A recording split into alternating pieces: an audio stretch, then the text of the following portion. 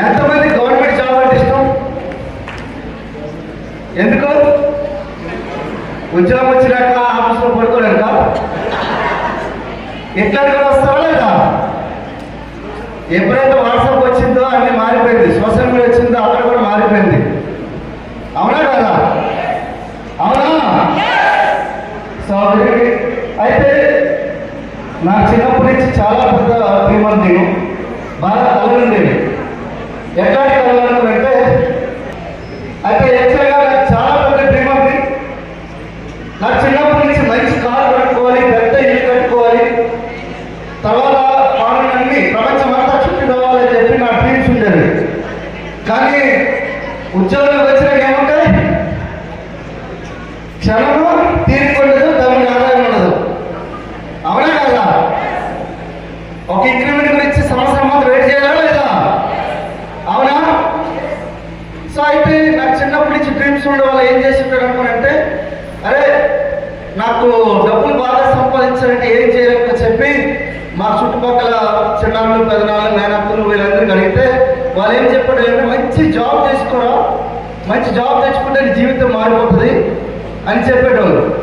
చిన్నప్పటి నుంచి ఏం చెప్తే అదే మనకు. అవునా కదా? సో అది చెప్పడం వల్ల మాకు అదే మైండ్లో ఫీడ్ అయిపోయింది.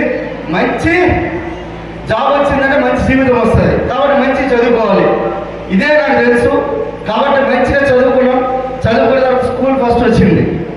అలాగే బాగా చదువుకుంటే మళ్ళీ కాలేజీలోకి వెళ్తే దాంట్లో కాలేజ్ కూడా ఫస్ట్ వచ్చేసింది. సో ఈ మధ్యలో మాకు ఆర్థిక సమస్యలు బాగా ఉండడం వల్ల, సమస్యలు కాదు యాక్చువల్గా మ్యాక్సిమం నా ఇల్లంతా కూడా గుడిసెలో ఉండడమే.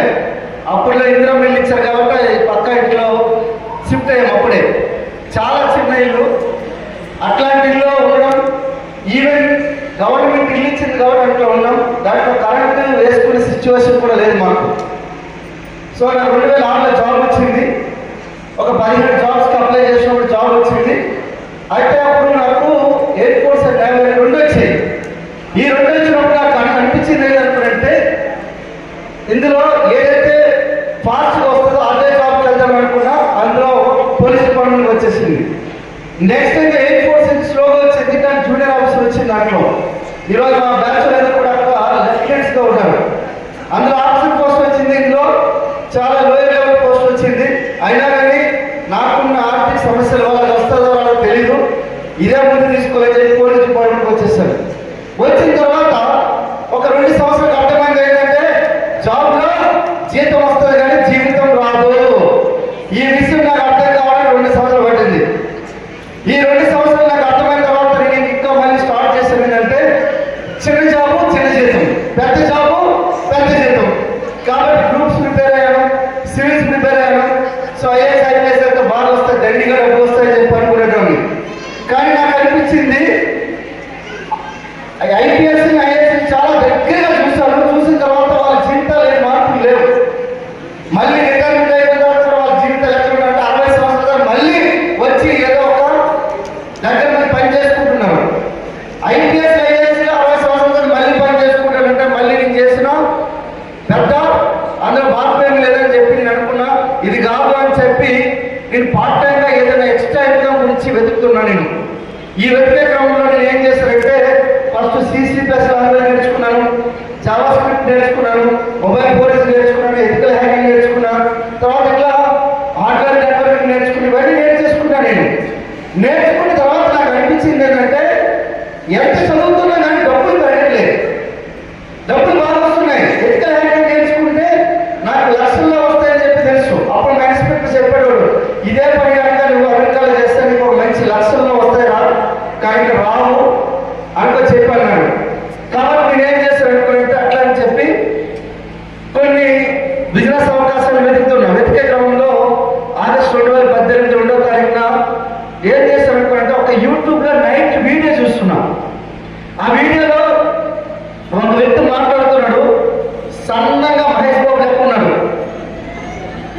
ఆయన ఏమంటాడంటే, నా పేరు తంగలిపల్లి శ్రీనివాస్, నేను క్యాబ్ డ్రైవర్ని, బిజినెస్ నుంచి 30,000 సంపాదిస్తున్నాను అని చెప్పేసి ఆడన్నాడు. వాళ్ళు గ్రేట్ అప్లై అండి, సారీ శ్రీనివాస్ సార్ ఎట్లా చెప్తాడో ఎప్పుడు నవ్వుకోలేకుండా లేదా?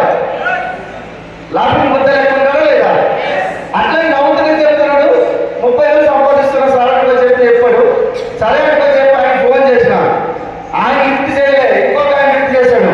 ఆయన మరో మహేష్ బాబు ఆయన ఎవరన్నారు? అశోక్ సార్ ఒకసారి గట్టిగా బిగిన క్లాస్. సార్ నాకు పార్ట్ టైం ఒక 5,000 10,000 గురించి నాకు అవకాశం కావాలి సార్, మీరు ఇస్తారా అని అడిగినా. అయ్యో 5,000 10,000కి దానికేముంది సార్, దానికేముంది బాధ్యమని చెప్పి ఆధార్ కార్డు పంపించండి సార్ అన్నాడు. మనము పోలీసు వాళ్ళకి కదా ఆధార్ కార్డు కాదు కదా, ఆస్తులు పంపించకుండా పంపిస్తాం.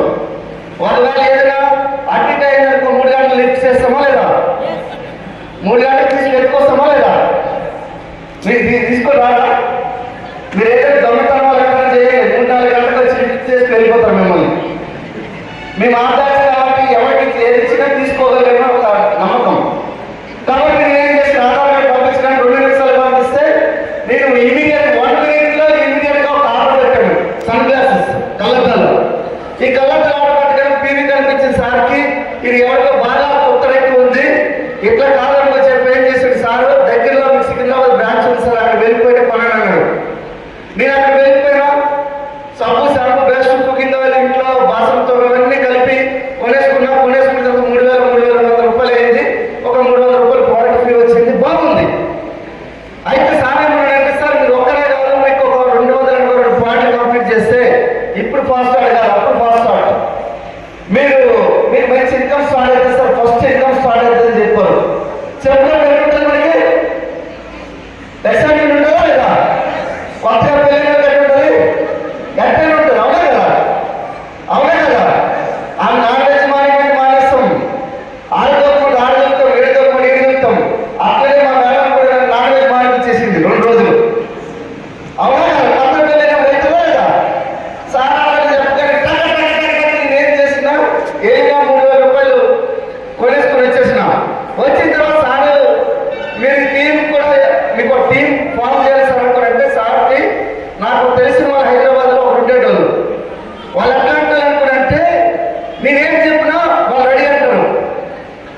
సార్ బాంబులు తయారు చేస్తున్నా, మీకు ఏమైనా కావాలంటే నాకు 2 బాంబులు పంపించండి సార్ అనేటోళ్ళు అనమాట వాళ్ళు. అయితే వాళ్ళు ఇప్పుడు కూడా నాకు కస్టమర్సే వాళ్ళు. అయితే వాళ్ళు ఫోన్ చేసిన వెంటనే 3,500 రూపాయలు పంపించారు, ఒక ఆధార్ కార్డు పంపించారు. వాళ్ళు 3,500 టర్న్ ఓవర్ అయిపోయింది. మొత్తం కలిపి 7,000 రూపాయలు టర్న్ ఓవర్ అయింది. వాళ్ళు సబ్బు షాంపూ పేస్ట్ ఇచ్చేసిన ఇంకో 2,000 రూపాయలు ఉంటుంది ప్రోడక్ట్. ఎందుకంటే సారా మనం 9,000 టర్న్ ఓవర్ చేయాలని చెప్పారు మనకి. 9,000 టర్న్ ఓవర్ కావాలి, 7,000 అయింది. సో 7,000కి నేను ఇంకా 2,000 రూపాయల ప్రోడక్ట్ ఏం చేశాను అంటే, నేను స్వయంగా పర్చేజ్ చేసుకున్నా. కొంత ఫ్రీ ప్రోడక్ట్ కలిపి ఏం చేశాను, మన పోలీస్ స్టేషన్లో పర్చేస్ ఏం చెప్పినాడు అంటే, ఎవరికి అర్థం కాదు కదా. వచ్చిన మాకు అప్పుడు 110 మంది కానిస్టేబుల్ ఉండేవాళ్ళు, 10 మంది ఎస్ఐలు ఉండేటోళ్ళు, 2 సిఐ ఉండేటోళ్ళు, కేసీపీ ఉండేటోళ్ళు. వాళ్ళందరికీ నాకు తెలియదు కాబట్టి మన బిజినెస్ అంటే ఏం తెలుస్తుంది మనకి? కిరాణా షాప్ బిజినెస్ తెలుస్తుందా లేదా? లేదంటే బయట ఏం తెలుస్తుంది? ఉల్లిగడ్డ బిజినెస్ తెలుస్తుందా లేదా? చెప్పి వింటామా లేదా? ఇదే బిజినెస్ కదా అని చెప్పి సబ్బు షాంపూ బేస్ట్ అని చెప్పి చెప్పిన 2,000 రూపాయలు ప్రోడక్ట్ అనిపిస్తాం. 9,000 టర్న్ ఓవర్ అయింది. 10,000 రాణా వచ్చింది, 12,000 రూపాయలు ఇన్కమ్ వచ్చింది. ఫస్ట్ మంత్ ఇన్కమ్ బాగుంటుందా లేదా? నా శాలరీ అప్పుడు 44,000 వచ్చేది. అక్కకి పెళ్లి, చెల్లి పెళ్లి, తమ్ముడు ఉద్యోగం, తమ్ముడికి చదువు, అమ్మ అనారోగ్యం, ఇవన్నీ ఖర్చులు అయ్యేసరికి లక్షల్లో ఉన్నాయి నాకు అప్పుడు. అన్ని ఈఎంఐలు అయిపోతున్నాయి. ఈఎంఐ గోదావరి లేదు ఇక్కడ. ఈఎంఐ పరిస్థితి ఎక్కడ తెలుసా? డెఫినిషన్ చెప్తా చూడండి. ఈఎంఐ జోలికి, అమ్మాయి జోలికి ఎప్పుడు వెళ్ళొద్దట. అవునా కదా? ఈఎంఐ జోలికి వెళ్ళామనుకో చచ్చినంత వరకు ఈఎంఐ కట్టాల్సిందే. అమ్మాయి జోలికి వెళ్ళామనుకో చచ్చినంత వరకు పెళ్లి చేసుకోవాల్సింది. అవునా కదా? పెళ్లి చేసుకుంటా కావాల్సిందని మా పేరు తండ్రి శ్రీనివాసరావు సెలవిచ్చారు. అర్థమైందా? అయితే ఈఎంఐలు అన్ని కట్ అయిపోయి 11,000 వస్తుంది. 11,000 కట్ ఉంటుంది, ఎట్లయినా ఉంటుంది. అవునా కదా? చాలా కష్టం ఉంటుంది. 500 రూపాయలు ఎక్స్ట్రా వస్తేనే చాలా డిఫరెంట్ వాళ్ళు. కానీ పోలీస్ డిపార్ట్మెంట్లో మీ స్టేషన్గా రైట్గా పనిచేసినప్పుడు కూడా నా ఇదేంటంటే చిన్నప్పటి నుంచి నాయన నీకు ఏదైనా చెయ్యు, నువ్వు ఎవరికి మించి 1 రూపాయి కూడా తీసుకోకు, మోసం చేసి 1 రూపాయి తిన్నా కూడా అది మహా పాపం అని చెప్పి మా తల్లిదండ్రులు నాకు నేర్పించారు. కాబట్టి బల్ల కింద చేయబెట్టడం నాకు రాదు. ఇది రాదు, రావాల్సిన అవసరం కూడా లేదు. వచ్చినా కూడా చల్లపల్లి జడ్జిలు కూడా ఇక్కడ నిజామాబాద్ సెంట్రల్ జైలు ఉంటుందా లేదా, సబ్ జైలు ఏదో ఉంటుంది, డిస్ట్రిక్ట్ జైలు ఉంటుంది, మీకు తెలియదు నాకు తెలుసు. అయితే అట్లా వేస్తారా లేదా? కాబట్టి నేనేం బల్లకి చేయబడ్డం కాదు. కాబట్టి 500 రూపాయలు కూడా చాలా కష్టం ఉండేది. అయితే ఈ సిచ్యువేషన్ లో 1200 రూపాయలు వచ్చిందంటే ఎటువంటి లైఫ్ నా జీవితంలో స్టార్ట్ అయింది అనుకున్నా. సో ఏదో సినిమా ఉంటుంది కదా, నువ్వు వస్తానంటే నేను వస్తాడలో నా పొలంలో మనకు వచ్చాయి అట్లా డబ్బులు స్టార్ట్ అయినా నాకు 2000 ఇన్కమ్ స్టార్ట్ అయింది. సో అప్పుడు తర్వాత నెక్స్ట్ మంత్ 500, ఆ నెక్స్ట్ మంత్ 900, ఆ నెక్స్ట్ మంత్ 1100, 500 ఇన్కమ్ వచ్చేసరికల్లా రాత్రి 2 గంటల సమయంలో ఒక మర్డర్ కేసు ఇన్వెస్టిగేషన్ లో ఉన్నాం. అప్పుడే ఒక ముగ్గురిని చంపేసాడు. ఏం చేశాడంటే ఒక వాటర్ ట్యాంక్ లో పెట్టేసినాడు. అదే కేసు ఇన్వెస్టిగేషన్ లో ఉన్నాం. రాత్రి 2 అవుతుంది, వెళ్ళలే. ఇంటికి వెళ్ళలే. ఆ టైంలో నేను చూసిన వాట్సాప్ ఓపెన్ చేయగానే నా కళ్ళు దెబ్బ తిరిగిపోయిన ఇన్కమ్ చూసి, ఈ ఇన్కమ్ కనుక నా అప్లై అడిగితే నేను ఇవ్వనంటే ఇవ్వను, లొల్లనే పెట్టుకుంటా ఆఖరికి 424 కేసులు పడతానని అనుకున్నా. నేను పోలీసు వాళ్ళకి ఏమో వస్తాయి, ఐపీఎస్ లో 513 సెక్షన్లు అన్ని వస్తాయి కదా, వచ్చేసినాయి. ఎట్లా లొల్లి పెట్టుకుందాం అనుకున్నాను. ఎందుకంటే 1100 ఇచ్చి సీదా 20,177 రూపాయలు రావడం జరిగింది. బాగుందా? శాలరీలో సగం వచ్చింది, 500కే సగం వచ్చేసింది. ఎక్కడుంది? కానీ ఫ్రెండ్స్ గుర్తుపెట్టుకోండి, ఆ 20,000కి 20 లక్షలు పర్ మంత్ అయింది. చూడండి ఒకసారి, లైఫ్ జింగాలలో ఉందా లేదా? ఉందా? కానీ ఒక్కసారి ఆలోచించండి. ఫస్ట్ 5 నెలలు మాకు కట్టిన సాంగ్ లెక్క ఉంటుంది. మీ బిజినెస్ బయటకు వెళ్ళిపోవడానికి అవకాశం ఎక్కువ ఉంటుంది, అర్థమైందా? కానీ 20,000 వచ్చినప్పుడు పొద్దున్నే అయితే నైట్ ఒకటి జరిగింది. 2 గంటల టైంలో మా మేడం ఫోన్ చేసిన, రాత్రి 2 గంటల నుంచి 5 గంటల నిద్ర పట్టడంలే. పూరి 20,000 ఇన్కమ్ వచ్చిందని చెప్పి ఆమె ఫోన్ చేసిన, ఫోన్ చేయగానే 2 నుంచి 5 గంటల మాట్లాడుతూనే ఉన్నా నేను. అయితే పొద్దున్నే ఎర్లీ మార్నింగ్ 6-7 గంటల టైంలో మా అబ్బాయి అశోక్ సార్ ఫోన్ చేసిన, సార్ 20,000 వచ్చింది సార్, ఇందులో ఏమైనా మీకు ఇవ్వాలా సార్ అంటే, లేదు లేదు మీకే దాస్తారు అన్నాడు. అర్థమైందా? ఏమైనా అడిగితే అడుగు, నేను ఏదో అన్నాం అనుకున్నా, కానీ ఏమన్నా నీదే సార్ అన్నాడు. 20,000 నీదే సార్ అన్నాడు. మీరు ₹1 ఇవ్వాల్సిన అవసరం లేదు అన్నాడు. కానీ సార్ 20,000 వచ్చింది, కానీ ₹1,00,000 వచ్చే ఇన్కమ్ మనకు ఇంకొక గ్రేట్ పర్సనాలిటీ మీకు కాల్ చేస్తారు, ఆయన కాల్ వచ్చిందంటే మీ జీవితం మొత్తం మారిపోతుంది సార్ అని చెప్పారు. అంత నేనేమనుకుంటా, మనం అంత కూడా ఎవరో పారిపోయింది అనుకుంటామా లేదా? అవునా కదా? మళ్ళీ ఇంకా నెక్స్ట్ ఇంకోసారి కాల్ చేశారు, తంగిపల్లి శ్రీనివాస్ సార్ కాల్ చేసి, సార్ కంగ్రాచులేషన్స్, మీకు 20,000 ఇన్కమ్ వచ్చింది, కానీ మీకు ఒక ఫోన్ కాల్ వస్తుంది, మీ జీవితం మారిపోతుంది, 360 డిగ్రీస్ మొత్తం జీవితం మారిపోతుంది అని చెప్పారు. అయ్యో, ఇద్దరు చెప్పినారు. అబ్బాయి నిడికేస్తాడు, అబ్బాయి నుంచి పొగడతా అంటే ఇట్లా ఉంటుంది. చెప్పగానే నాకు మధ్యాహ్నం 3 గంటల కాల్ వచ్చింది. ఆయన ఎవరో కాదు, hour great apply mister MD sir వస్తారు. సార్ కాల్ చేస్తారు, కంగ్రాచులేషన్స్ సార్,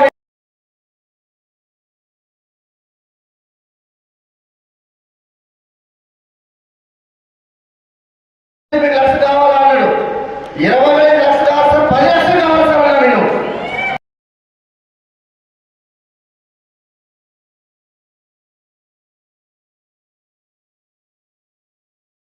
చేయాలి కదా అనుకో చెప్పి నేను అనుకున్నాను. ఏమనుకున్నానంటే, సార్కి ఏం సార్ అంటే ₹1,00,000 ఎక్కడ సార్ అనుకుంటే, నాకైతే 20,000 తెలుసు, ₹1,00,000 నాకు తెలియదు. ₹1,00,000 సీక్రెట్ మీకు ఢిల్లీలో చెప్తారు. ఆ ఢిల్లీలో కనుక మీరు రాగలిగితే, మీరు మీ మేడం రాగలిగితే మీ జీవితం మొత్తం మారిపోతుంది సార్ అని చెప్పారు. సార్ చెప్పారు, ఆల్రెడీ అప్లై చేస్తారు సార్, చెడిపై చేసి చెప్పారు. కాబట్టి నేను నో చెప్పడానికి అవకాశం లేదు. నో చెప్పడానికి లేదు, చెప్పే అవకాశం కూడా ఇవ్వలేదు వాళ్ళు. నేనేం చేసినట్టు సార్ ఎంత ఖర్చు అవుతుంది సార్ అంటే 30,000. నా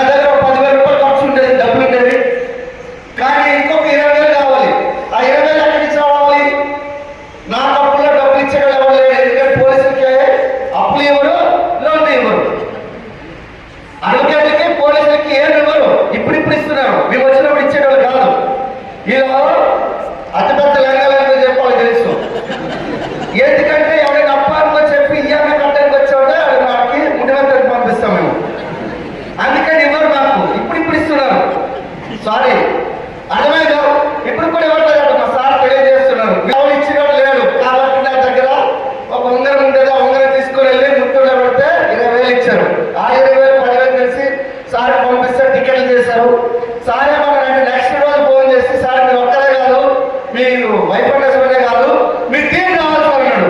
టీం అప్పుడు 300 మంది ఉండేటోళ్ళు, 200 మంది కస్టమర్లు ఉండేటోళ్ళు, 100 మంది మాత్రం బాగానే యాక్టివ్ ఉండేటోళ్ళు. ఫోన్ చేసి లిఫ్ట్ చేసేటోళ్ళు వీళ్ళు. అయితే ఈ 100 మందికి దగ్గరికి వెళ్ళిపోయి మీరు ఎలాగైనా సార్ మాట ఇచ్చేసారు కానీ 100 మందిని ఎట్లయినా తీసుకెళ్దామని చెప్పి ఫోన్ ప్రతి ఒక్కరు ఇంటింటికి వెళ్ళి నేను అప్పుడు రాజకీయ అనుభవం నాకు ఉంది ఒకటి.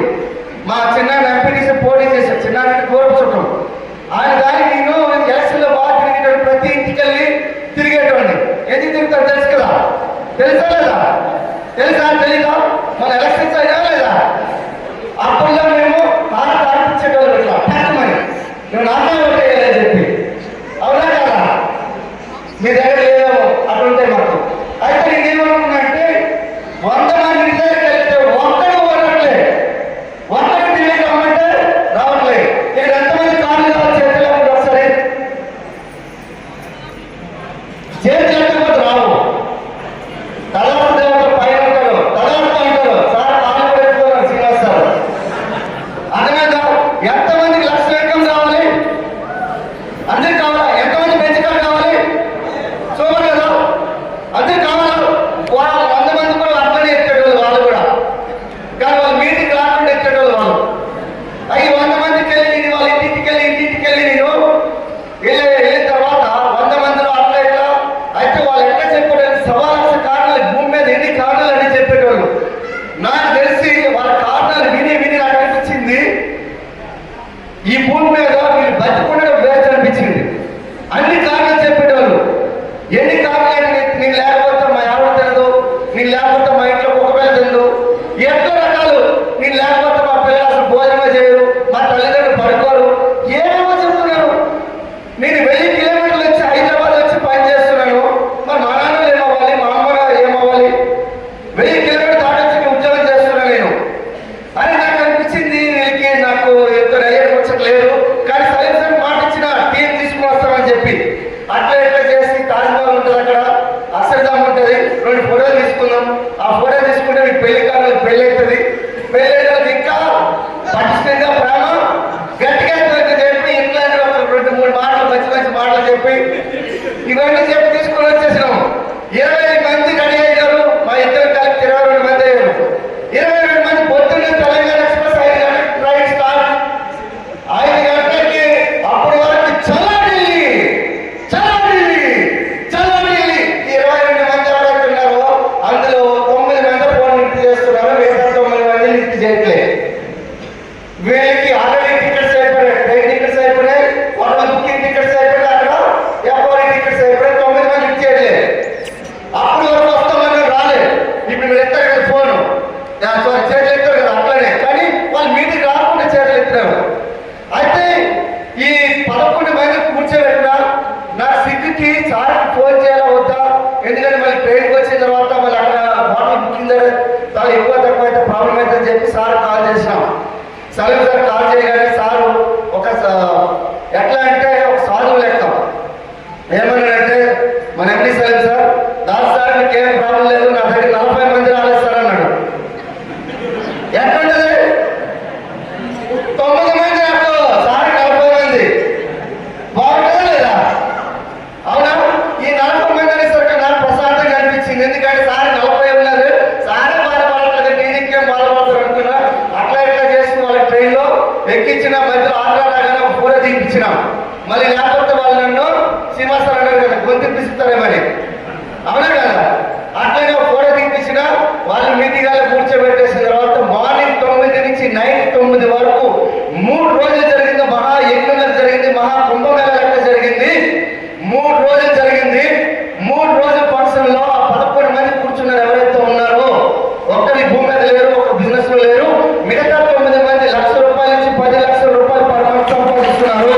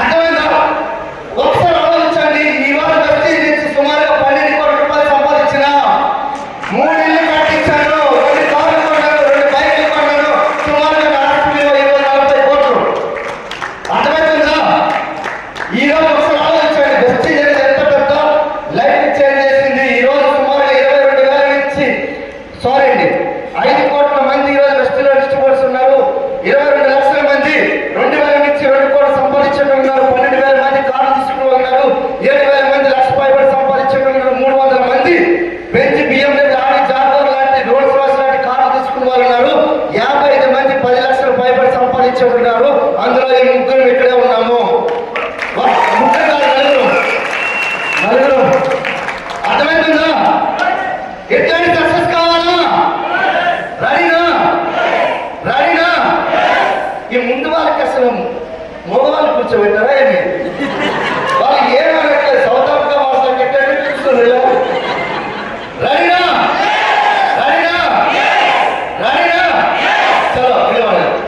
పురుషోత్తమ దాసు, నేను నా టీం 20 హ్యాండ్ ఓవరింగ్ టీం జనవరి 9, 10, 11 నాడు జరిగే మహాకుంభమేళ లాంటి ఈవెంట్ కి వచ్చి తీరుతారని, అధికారాలు వచ్చిన భూకంపంలో వచ్చిన ఈ ప్రపంచమే ఎదుర్కొైనా, ఈ ప్రపంచమే తలకిందులైనా జనవరి 9, 10, 11 నాడు వచ్చి తీరుతారని నేను ప్రతిజ్ఞ చేస్తున్నాను.